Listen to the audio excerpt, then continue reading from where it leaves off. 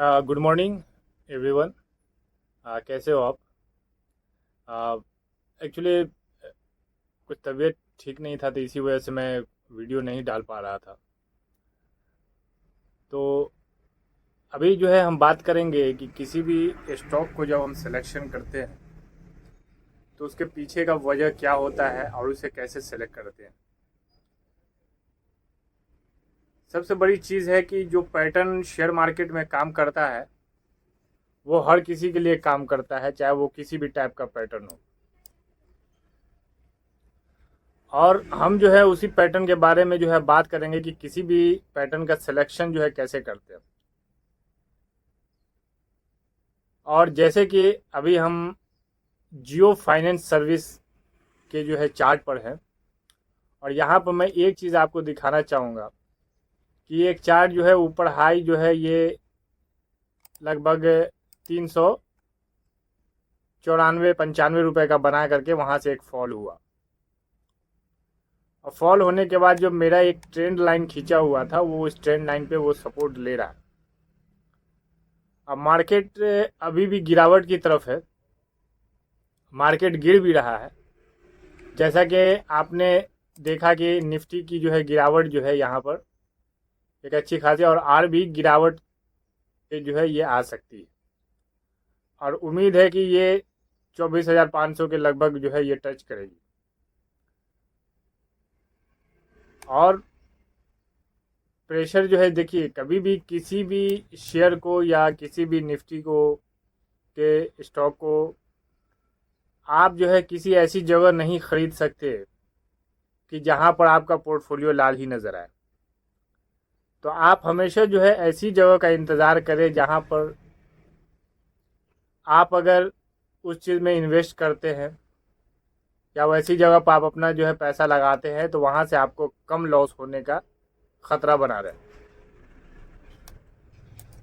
Bank Nifty में भी एक अच्छी गिरावट हुई है, और एक गिरावट जो है मैं जो देख पा रहा हूँ कि अगर इस ट्रेंड लाइन को ये तोड़ करके आता है तो इस लेवल को जो है 49,000 के नीचे जो है आपको देखने मिल सकता है। आगे कंटिन्यूशन के देखेंगे कि फॉल कितना हेवी है, कहाँ कहाँ तक किस लेवल को तोड़ के नीचे जा रहा है। उस हिसाब से ही पता चलेगा कि आखिर जो है ये फॉल कितना बड़ा हो सकता है और किस किस लेवल तक जा सकता है। प्रिडिक्शन है निफ्टी का या बैंक निफ्टी का, मार्केट का एक प्रिडिक्शन होता है जो कोई भी बड़े से बड़े एक्सपर्ट भी आपको नहीं बता सकते कि यहाँ से मार्केट रिवर्स हो सकता है, हो जाएगा, कंफर्म नहीं बता सकते। क्योंकि एक लेवल है, जो सेलर हैं वो कितना सेल कर रहे हैं वो उन पर डिपेंड करता है। जो बड़े बड़े FII DIs हैं वो जब सेल करते हैं तो आपको पता नहीं चलता बस। लेकिन एक रिवर्सल है कि उनके जो पॉइंट होते हैं खरीदने वाले, अगर बेचने वाले हैं तो उनके खरीदने वाले भी होते हैं, और वो उस पॉइंट से रिवर्सल लेता है। और उस पॉइंट से रिवर्सल जो लेने वाले हैं तो वहाँ से बस ये चीज़ होता है कि खरीदने वाले कितनी क्वांटिटी में खरीद रहे हैं, किस पोजीशन में खरीद रहे हैं। मान लिया कि किसी ने 1 लाख शेयर बेचा और वो वहाँ से 50% करेक्शन कर दिया, और ख़रीदने वाले वो 50% करेक्शन का इंतज़ार कर रहे हैं, और वहाँ से वो जो है ख़रीदना शुरू करते हैं और उसकी क्वांटिटी ख़रीद लेते हैं, इसलिए कि उनको 2 लाख 5 लाख ख़रीदना है। तो मार्केट जो नीचे से जो 1 लाख बेचा था उन्होंने, सेलर ने, वो तो ख़रीदाएगा ही, उसके ऊपर जो आप सोच लीजिए कि मार्केट जहाँ से गिरा था वहाँ से भी वो टॉप लगाएगा। तो मार्केट का ये फंडा होता है और इसे आपको समझना पड़ेगा। और जो मैं नॉर्मल सी एक बात करता हूँ कि पैसा, देखिए शेयर मार्केट से पैसा कमाना आपको सीखने की बहुत ज़रूरत है। आप टेक्निकल एनालिसिस कर रहे हैं या कुछ भी कर रहे हैं तो आप एक पैटर्न है, और वहाँ पर अब आपका साइकोलॉजी काम करता है। डर जाना जो है ये आपके पैसा के डुबाने का ये होता है। मान लेते हैं कि अगर ये बैंक निफ्टी 50,000 के लगभग में आता है और यहाँ से आकर के फिर इस लेवल को तोड़ के ऊपर जाता है तो फिर 53,000 आसानी से बनेगा। और जब इतनी गिरावट हुई है तो मेरा जो दूसरा लेवल है वो 57,000 का लेवल है, वो आसानी से जा सकता है। तो हम उतना डिस्कस जो है इस चीज़ पे नहीं करेंगे। बस एक चीज़ जो है मैंने जैसे ये बताया कि जो ट्रेंड लाइन है, जैसे कभी भी इस टाइप का बनता है तो इसका मतलब है कि बायर और सेलर शिफ्ट हो रहे हैं, ठीक है, और हर किसी को अपने अच्छे प्राइस में बेचना है। तो इस चीज़ को आपको समझना है, और इसी के लिए आज जो है हम जियो फाइनेंस के बारे में बात करेंगे कि जियो फाइनेंस के बारे में मैं बताना चाहता हूँ कि इसका आगे का व्यू क्या रह सकता है। मैं किसी भी शेयर को खरीदने बेचने का आपको सलाह नहीं देता हूँ, ये आपका खुद का रिस्क है। आप खुद से एनालिसिस करें और खुद से जो है ये करें। अभी जैसे मैंने आपको ये ट्रेंड लाइन दिखाया कि ये ट्रेंड लाइन जब हम 2 पॉइंट पे मिलाते हैं तो कैसे ये यहाँ पर सपोर्ट ले रहा है, और सपोर्ट लेकर के ही ये आगे की तरफ बढ़ रहा है, ठीक है। अब एक ट्रेंड लाइन हम जब यहाँ से खींचेंगे जियो फाइनेंस के लिए, तो आप ये देखिए, एक मैंने ये खींचा, अब ये तो यहाँ से तोड़ करके इस ट्रेंड लाइन के ऊपर ही है। लेकिन हमेशा याद रखिए कि कुछ भी हो, ये ट्रेंड लाइन जब वीक कैंडल क्लोज होता है तो उस पर व्यू बनता है। मान लिया आपने 1 वीक का कैंडल लिया, तो 1 वीक के कैंडल का मतलब है कि फ्राइडे को जब एंड होता है, जब क्लोज होता है, इस ट्रेंड लाइन के ऊपर अगर क्लोज हुआ तो वो उसका वैल्यू माना जाता है। और यहाँ पर आप एक देख रहे हैं, ये एक अच्छा जो है जब ऊपर से आया तो ये पहले तो रेजिस्टेंस का काम कर रहा था, लेकिन अब वो सपोर्ट का काम कर रहा है। तो हो सकता है कि यहाँ से थोड़ी मार्केट में अगर गिरावट है और मार्केट अगर गिरेगी तो बायर यहाँ पर मौजूद है, जो इनको यहाँ से जो क्वांटिटी खरीद करके ले जाकर 355 रुपये 56 रुपये के हिसाब से ले गए, वो भी तो खरीदना चाहेंगे, उनका ऑलरेडी ऑर्डर लगा हुआ है। तो इस चीज़ को यहाँ पर जो है आपको सीखना ज़रूरी है कि बायर ऑलरेडी यहाँ मौजूद हैं, इस लेवल पर मौजूद हैं और इस लेवल पर वो ख़रीदेंगे। तो हो सकता है कि अगर वो आए भी, मान लिया इस वीक में कैंडल यहाँ पर आए भी 325 26 या जो भी है इस ट्रेंड लाइन के नज़दीक 323 320, तो यहाँ पर बायर एक्टिव है और वो आपको जो है अच्छी खासी क्वांटिटी वहाँ पर खरीदने उतर ये मार्केट में जो भी गिरावट हो, मान लिया कितना भी प्रेशर हो ऊपर से सेलर का, लेकिन जब बायर की क्वांटिटी जो होती है वो एडजस्ट करना शुरू कर देती है, वो एक मोमेंट पर प्राइस को जो है आगे जो है 1 लाख रुपए के अंदर ही जो है वो सोच रही है कि खरीदना है। इसलिए कि सेलर जब अपनी क्वांटिटी बेच रहे हैं तो बायर भी सोच रहा है कि उसको जो हम मैनेज करके चलें कि उसको नीचे नहीं आने दें। क्यों नहीं नीचे आने दें? इसलिए नीचे नहीं आने दें कि जो लेवल एक उसका बन रहा है वहाँ से नीचे अगर कैंडल क्लोज हो जाता है तो फिर वहाँ पे सेलर एक अलग जो है ये हो जाएंगे, सेल करने वाले की अलग क्वांटिटी को। एक बायर खरीद रहा है अगर किसी क्वांटिटी को तो उस जगह से नीचे, इसलिए हर किसी का साइकोलॉजी है कि जैसे इस ट्रेंड लाइन से नीचे बंद हुआ तो बेचना शुरू कर दिए, या इससे ऊपर हुआ तो खरीदना शुरू कर दिया। हर किसी का एक ये है, तो उसमें बायर जो है घुस जाते हैं, सेलर घुस जाते हैं। तो इसलिए कोई भी फॉरेन इन्वेस्टर या डोमेस्टिक इन्वेस्टर वो उस जगह को बना करके रखता है कि वो नीचे नहीं गिरने देता। हो सकता है उसको 1 लाख क्वांटिटी, लेकिन रिटेलर है या कोई भी है दूसरे जो है वो जगह सेलिंग का जो है वो प्रेशर कर रहे हैं। तो हर कोई को अपना कैपिटल बचाना होता है और हर कोई अपना कैपिटल बचाता है, तो इस वजह से जो है वो इसको बना करके रखते हैं।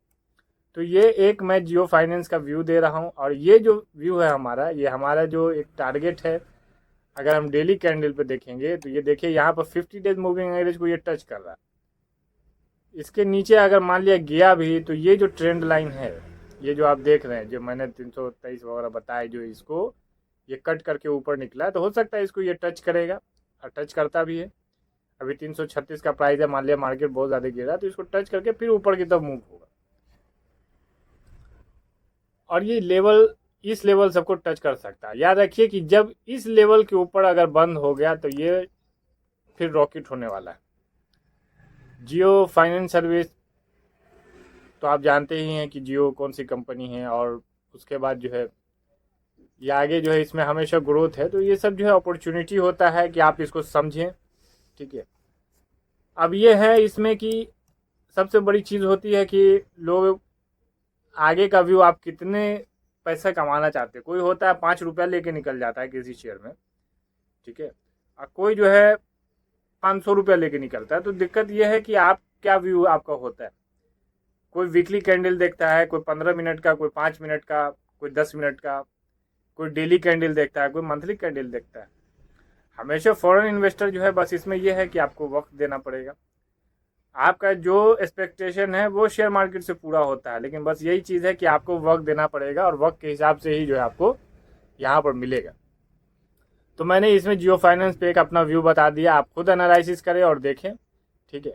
और इसको ये देखिए, जो मार्केट जो है ये चीज़ कर रहा है, क्या फॉलो कर रहा है। सीधी सी बात है कि अगर मार्केट यहाँ पर ये कर रहा है, मैंने ट्रेंड लाइन डाला था और यहाँ पर भी एक ट्रेंड लाइन डाला था, तो इसका सीधा सा मतलब होता है कि यहाँ पर ये स्टॉप लॉस, देखिए स्टॉप लॉस क्या होता है कि स्टॉप लॉस चाहे बड़े से बड़े जो फॉरेन इन्वेस्टर भी है ना, FII DI, उनका भी स्टॉप लॉस खत्म होता है। तो आप कोई महान तो नहीं बन सकती इसमें, ठीक है, कि नहीं मेरा स्टॉप लॉस नहीं लगेगा, मैं बहुत ये हूँ। मेरा भी स्टॉप लॉस लगता है, ऐसी कोई बात नहीं है।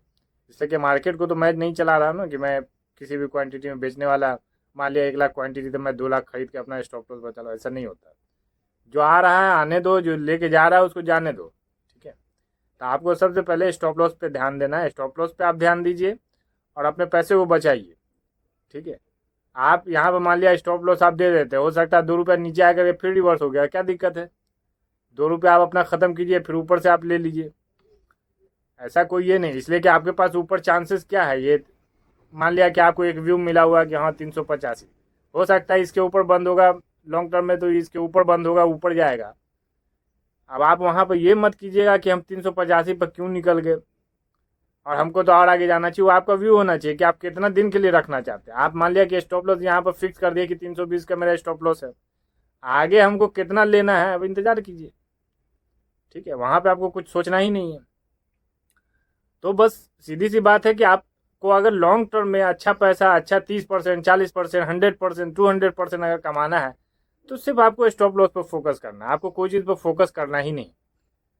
तो यहाँ पर इस चीज़ को आप ध्यान दीजिए और यहाँ पर आगे बढ़िए, ठीक है। और अभी दूसरे मैं शेयर की बात कर लेता हूँ।